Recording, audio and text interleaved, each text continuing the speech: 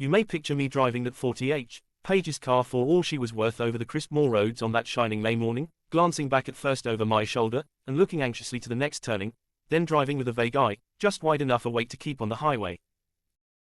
For I was thinking desperately of what I had found in Scudder's pocketbook. The little man had told me a pack of lies. All his yarns about the Balkans and the Jew anarchists and the Foreign Office Conference were eyewash, and so was Carolide's. And yet not quite, as you shall hear. I had staked everything on my belief in his story, and had been let down. Here was his book telling me a different tale, and instead of being on spit and twice shy, I believed it absolutely. Why, I don't know. It rang desperately true, and the first yarn, if you understand me, had been in a queer way true also in spirit. The 15th day of June was going to be a day of destiny, a bigger destiny than the killing of a Dago. It was so big that I didn't blame Scudder for keeping me out of the game and wanting to play a lone hand. That, I was pretty clear, was his intention. He had told me something which sounded big enough, but the real thing was so mortally big that he, the man who had found it out, wanted it all for himself. I didn't blame him. It was risks after all that he was chiefly greedy about. The whole story was in the notes with gaps, you understand, which he would have filled up from his memory. He stuck down his authorities, too, and had an odd trick of giving them all a numerical value and then striking a balance, which stood for the reliability of each stage in the yarn. The 4 names he had printed were authorities, and there was a man, Ducrone, who got 5 out of a possible 5, and another fellow, Amersfoort, who got 3. The bare bones of the tale were all that was in the book, these, and one queer phrase which occurred half a dozen times inside brackets. 39 steps was the phrase, and at its last time of use it ran, 39 steps, I counted them high tide 10:17 p.m. I could make nothing of that.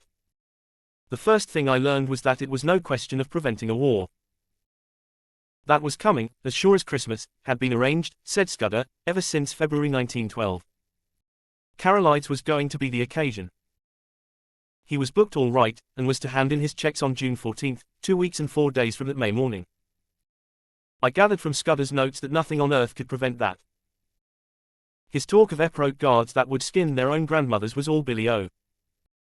The second thing was that this war was going to come as a mighty surprise to Britain.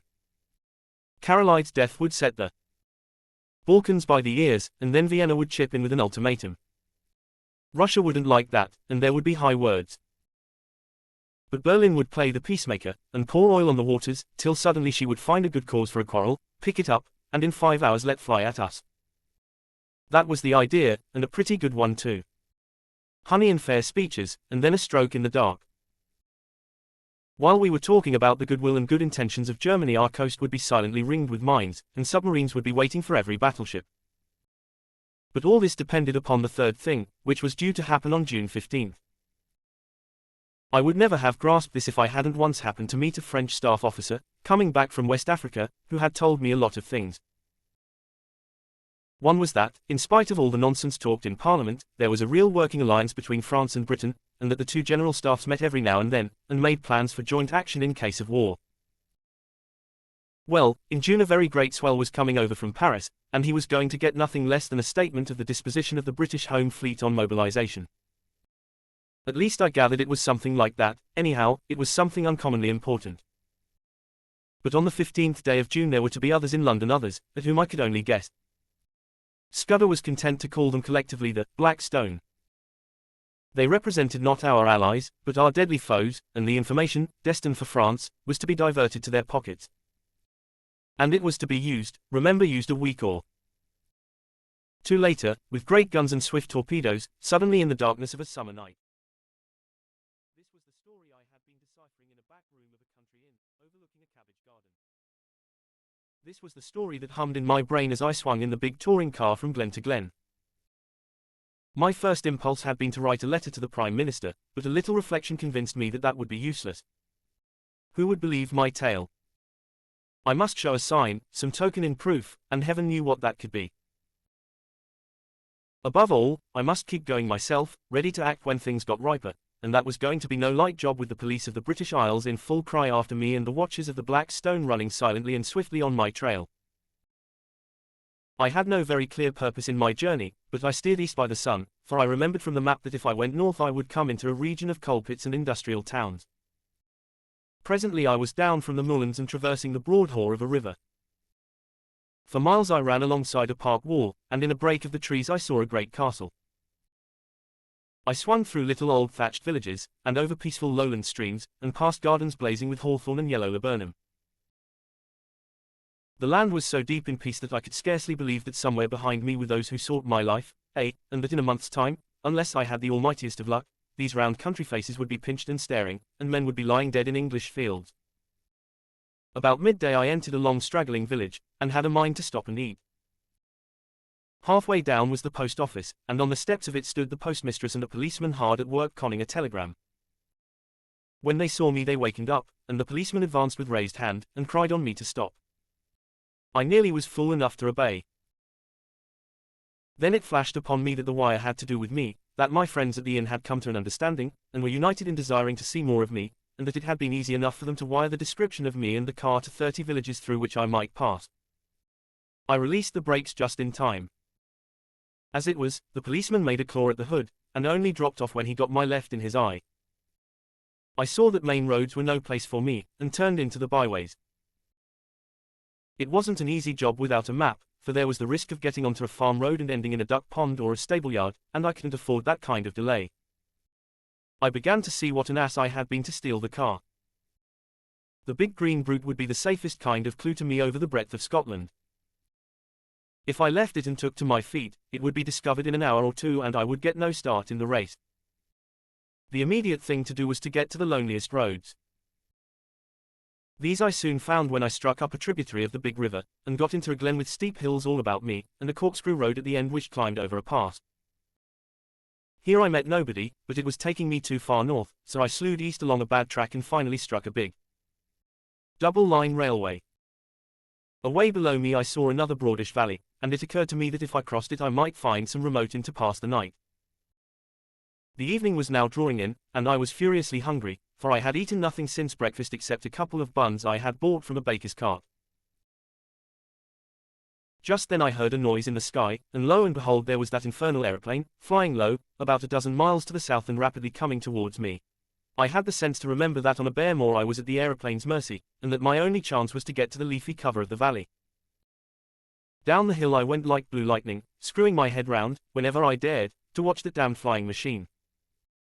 Soon I was on a road between hedges, and dipping to the deep-cut glen of a stream. Then came a bit of thick wood where I slackened speed. Suddenly on my left I heard the hoot of another car, and realized to my horror that I was almost up on a couple of gate posts through which a private road debouched on the highway. My horn gave an agonized roar, but it was too late.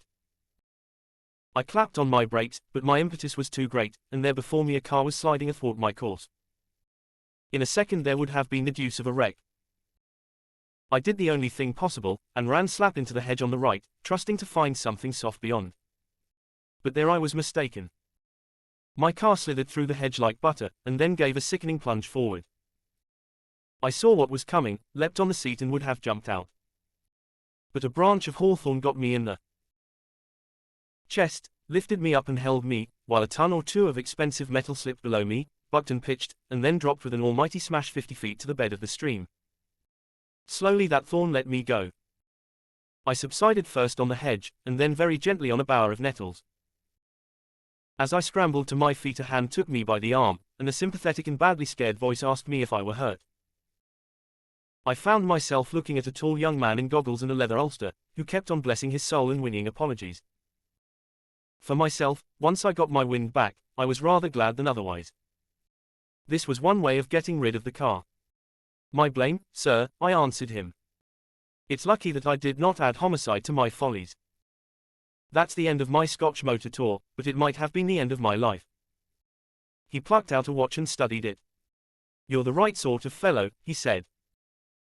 I can spare a quarter of an hour, and my house is 2 minutes off. I'll see you clothed and fed and snug in bed. Where's your kit, by the way? Is it in the burn along with the car? It's in my pocket, I said, brandishing a toothbrush. I'm a colonial and travel light. A colonial, he cried. By gad, you're the very man I've been praying for. Are you by any blessed chance a free trader? I am, said I, without the foggiest notion of what he meant. He patted my shoulder and hurried me into his car. 3 minutes later we drew up before a comfortable-looking shooting box set among pine trees, and he ushered me indoors. He took me first to a bedroom and flung half a dozen of his suits before me, for my own had been pretty well reduced to rags. I selected a loose blue serge, which differed most conspicuously from my former garments, and borrowed a linen collar.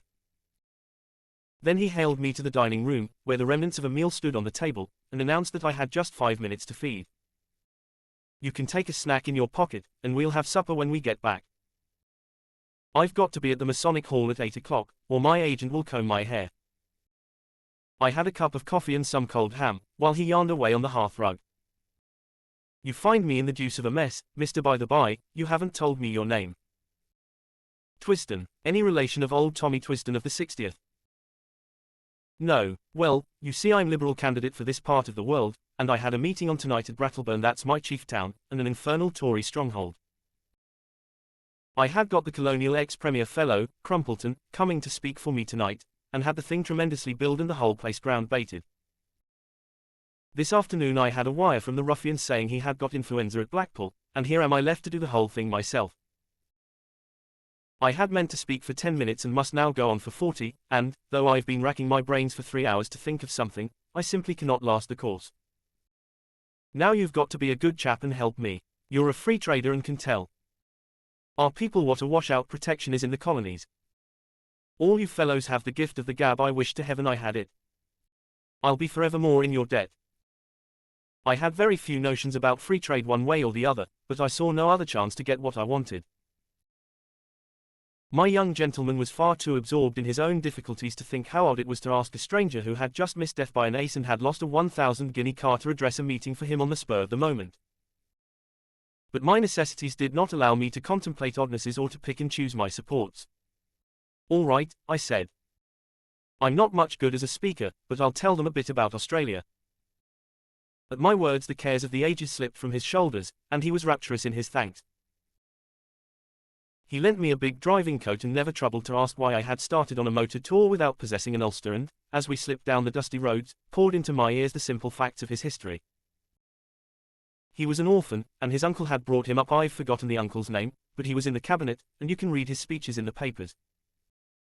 He had gone round the world after leaving Cambridge, and then, being short of a job, his uncle had advised politics. I gathered that he had no preference in parties. "Good chaps in both," he said cheerfully, "and plenty of blighters, too. I'm Liberal, because my family have always been Whigs." But if he was lukewarm politically, he had strong views on other things. He found out I knew a bit about horses, and jawed away about the Derby entries, and he was full of plans for improving his shooting. Altogether, a very clean, decent, callow young man. As we passed through a little town, 2 policemen signalled us to stop, and flashed their lanterns on us. "Beg pardon, Sir Harry," said one. "We've got instructions to look out for a car, and the description's no unlike yours." "Right-o," said my host, while I thanked Providence for the devious ways I had been brought to safety. After that he spoke no more, for his mind began to labour heavily with his coming speech. His lips kept muttering, his eye wandered, and I began to prepare myself for a second catastrophe. I tried to think of something to say myself, but my mind was dry as a stone.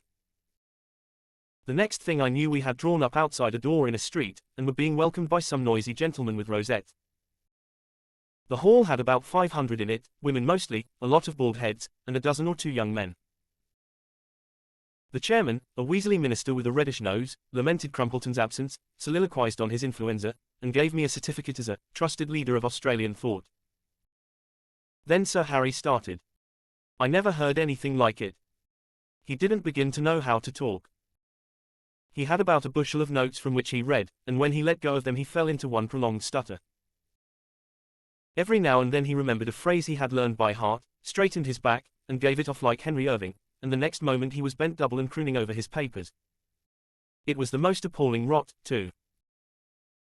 He talked about the German menace, and said it was all a Tory invention to cheat the poor of their rights and keep back the great flood of social reform, but that organised labour realised this and laughed the Tories to scorn. He was all for reducing our navy as a proof of our good faith, and then sending Germany an ultimatum telling her to do the same or we would knock her into a cocked hat. He said that, but for the Tories, Germany and Britain would be fellow workers in peace and reform. I thought of the little black book in my pocket. A giddy lot Scudder's friends cared for peace and reform. Yet in a queer way I liked the speech. You could see the niceness of the chap shining out behind the muck with which he had been spoon-fed. Also it took a load off my mind. I mightn't be much of an orator, but I was 1000% better than Sir Harry. I didn't get on so badly when it came to my turn. I simply told them all I could remember about Australia, praying there should be no Australian there, all about its Labour Party and emigration and universal service. I doubt if I remembered to mention free trade, but I said there were no Tories in Australia, only Labour and Liberals. That fetched a cheer, and I woke 'em up a bit when I started in to tell them the kind of glorious business I thought could be made out of the empire if we really put our backs into it. Altogether I fancy I was rather a success.